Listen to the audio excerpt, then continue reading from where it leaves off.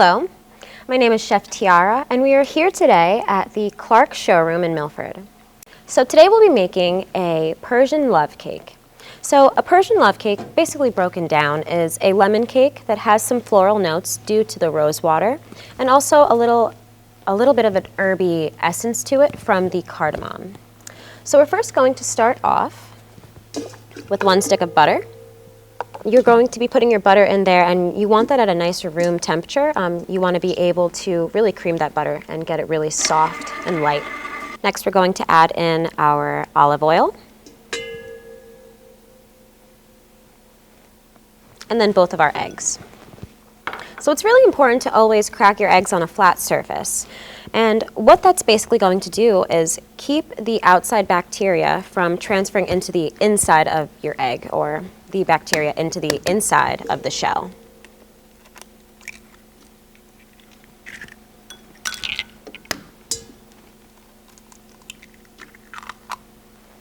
And you're just going to put that on high for about 2 minutes, and that's going to turn into a really light and fluffy mixture. So about a minute into that creaming cycle, you're going to want to take a rubber spatula and really push everything down from the sides of your bowl, just to make sure everything is incorporated well. So it's important to kind of bring your bowl down, unlock that, get all of your ingredients away from your paddle, and then really scrape the bottom. So you really want this incorporated well so that all of your dry ingredients don't have small lumps of butter or small clumps that don't essentially mix together, and then you'll get a lumpy end product of your cake. So all that's scraped down, and then we'll continue that. Next, we're going to add our sugar.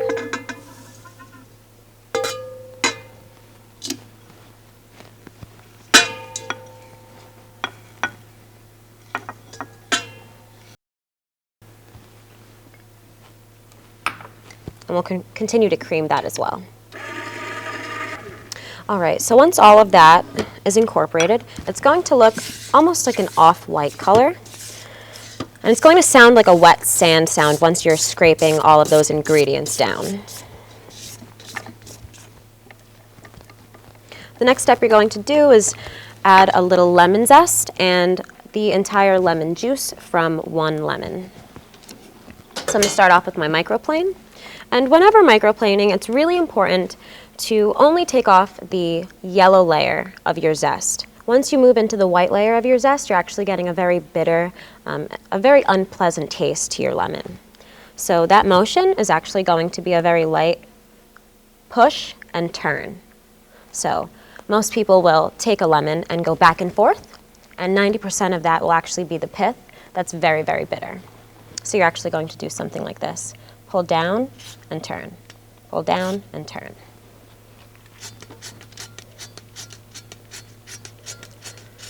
All right, and then once that's done, I'm just going to cut this in half, put it into my handy dandy lemon lime squeezer, and get some lemon juice out of this. Before I do that, I just want to show that my lemon is still very yellow. So that's just because I didn't go into that white layer.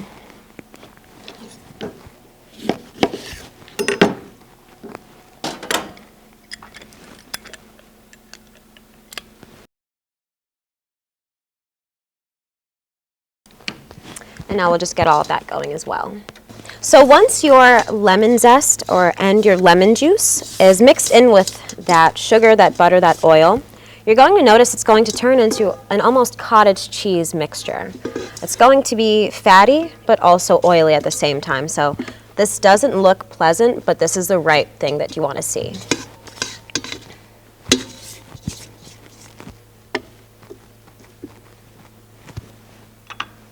Next, we're going to add our rose water. So this is my go-to rose water. It's called Al Wadi. I just feel like it has the most pungent rose flavor out of all of the other rose waters that I have tried before. Next, we'll be adding in vanilla extract and a little cardamom.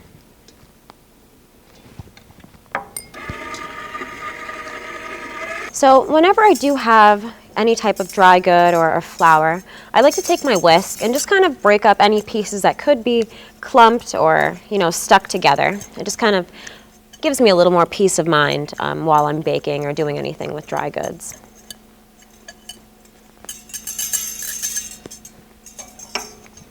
So we'll just put that in.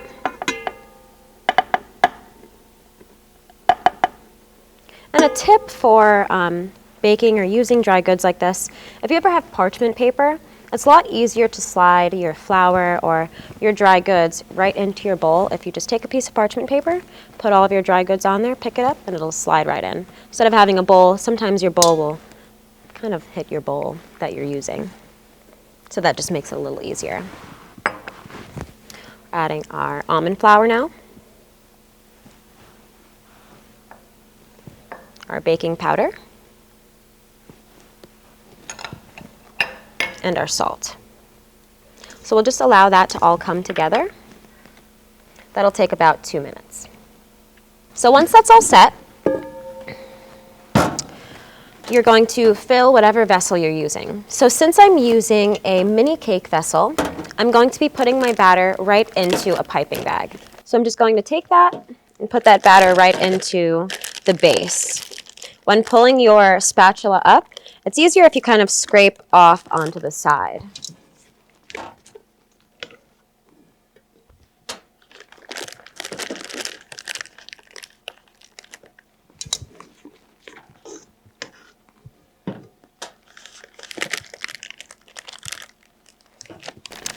Now we're just going to take that piping bag right out. And now it's mess-free. So you don't have it everywhere, you don't have it on the sides, your hands are clean.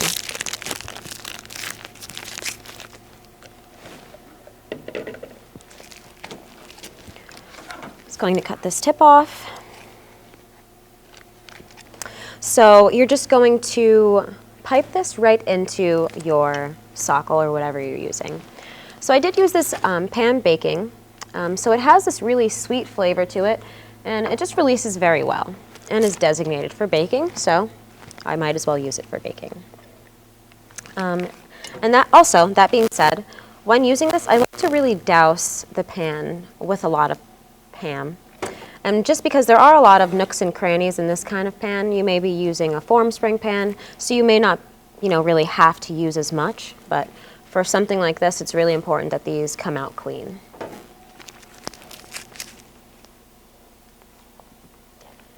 Whenever you are piping into a mold or cupcakes or anything like that, you always have to keep in mind that you have leavening agents within your batter or whatever you have. So if you pipe something all the way to the top, the end product is going to be over bubbled or overcooked onto the outside. So the best way to know how much to really pipe into your sockle is about 50% to 75%.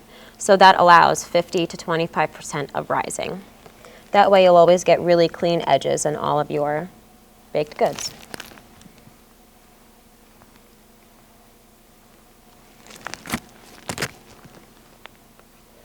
So if you are using something like a pan that I am using, you do want to make sure that you are pushing your batter into all of those nooks and crannies. You don't want to kind of have to tap your pan to get everything into where it needs to be.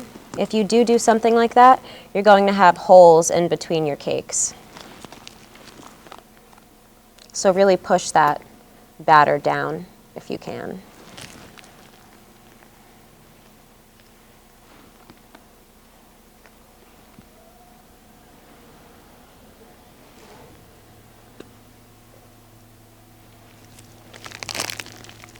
And I'm kind of a stickler, so I do like to pipe them evenly. And there you have it. So I'm just going to take this and put this into a preheated oven at 325 degrees on convection. Depending on the vessel you're using to cook your cake, the time will vary. So if you are doing a bundt cake or a single full layer cake, that's going to take about 30 to 40 minutes. If you're doing individual cakes, it can take about 12 to 15 minutes.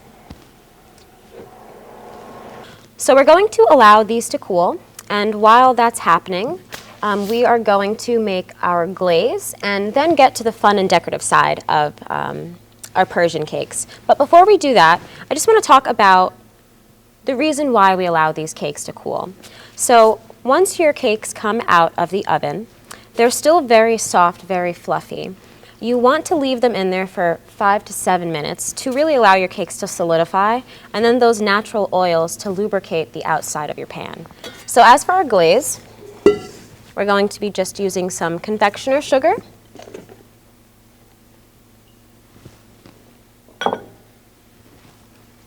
And again, I'm going to be using a whisk just to break up any of those pieces that are clumped together.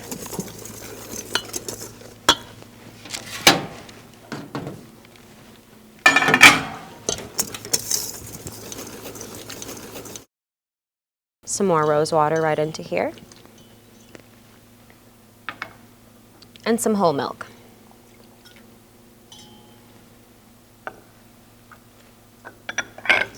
And then we're just going to whisk that right up. Once that all comes together, you're going to just pop it into your microwave for about 5 to 10 seconds. So what that's going to do is really allow all of that to meld together. So as you can see, it's still very clumpy and very thick.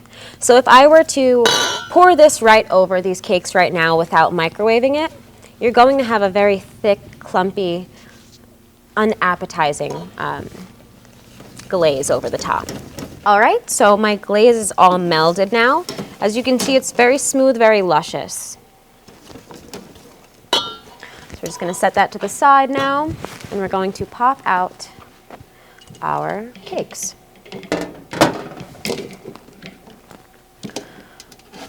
So I like to do this onto a wire rack, just because it makes my next step a lot easier of glazing, so I can glaze them right on this rack afterwards. I'd recommend putting it on a sheet pan that's also lined with parchment, just to make cleanup a little easier as well.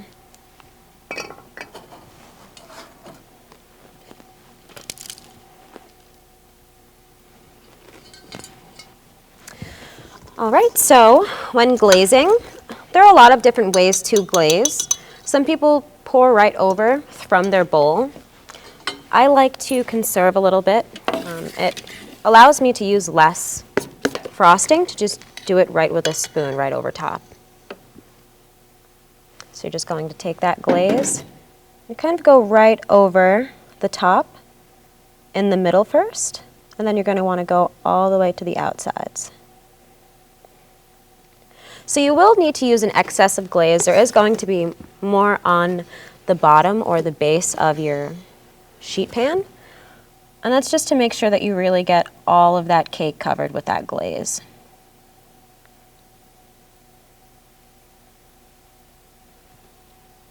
So you're not going to want to push that glaze or maneuver it into a different area than it already is in, just because it's not going to allow the glaze to settle in a really nice way. And you'll just keep drizzling until that is fully coated. So your traditional Persian love cake, you're going to have candied ginger as a topping. You're going to have edible flowers, preferably small. You can use, chopped rose petals, but I feel that smaller edible flowers are more appealing to look at. And then you're also going to sprinkle some chopped pistachios. So if you want to go any further with that, add some sprinkles, add some glitter. You can really get fun and crazy with it. So I'm going to add some pistachios right onto here.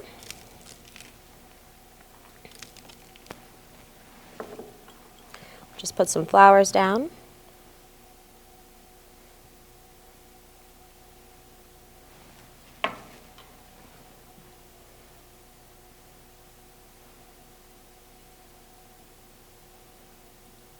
And you can really do these up as much as you'd like to, or you can tone them down. It's really all up to you. You can add some edible gold sugar. Make a nice little ring on there. And let's get some candied ginger to really keep it traditional. And we'll just kind of sprinkle those on there. And you can chop these as well, so just in case you want them to be distributed a little more.